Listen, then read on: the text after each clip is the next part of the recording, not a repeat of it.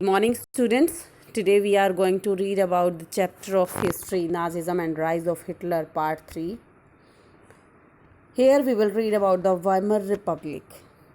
The Weimar Republic formed the German government after the First World War, which Germany lost. The Republic faced two kinds of problems.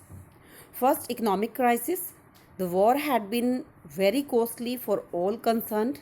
The damage and human casualties, along with post-war depletion of resources. Consequent debates and debts and war compensation led to this crisis. Second, hyperinflation. Hyperinflation made the German mark valueless and caused immense hardship to the German people. Political crises were also there. Although the National Assembly framed a democratic constitution, it was too weak. Proportional representation on Article 48 resulted in the creation of political crisis and finally the death of the Weimar Republic. Now, let us talk more about the birth of Weimar Republic. Weimar was the cultural center in Germany.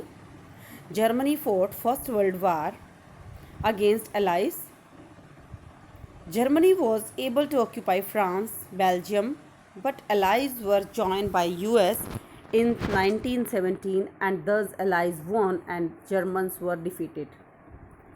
Germany surrendered to the allies and Hitler's propaganda minister Goebbels committed suicide because he didn't want to share his views with allies. Germany attacked allies with genocidal war. They killed many people, putting them in gassing chambers at Auschwitz in Germany. 6 million Jews, 1 million Polish civilians, 70,000 Germans were killed. All these actions done by Germany to allies were called as crime against Germany. A national assembly was met at Weimar to develop parliamentary structure for Germans. This German parliament is called Reichstag, in which everybody was asked to give vote equally, including women. A peace treaty was signed at Versailles with allies by Germany. It was a harsh treaty. In this treaty, they passed a war guilt cause in which they held Germany responsible for the war and damage caused to people. Allies demilitarized Germany, occupied their mineral rich area Rhineland.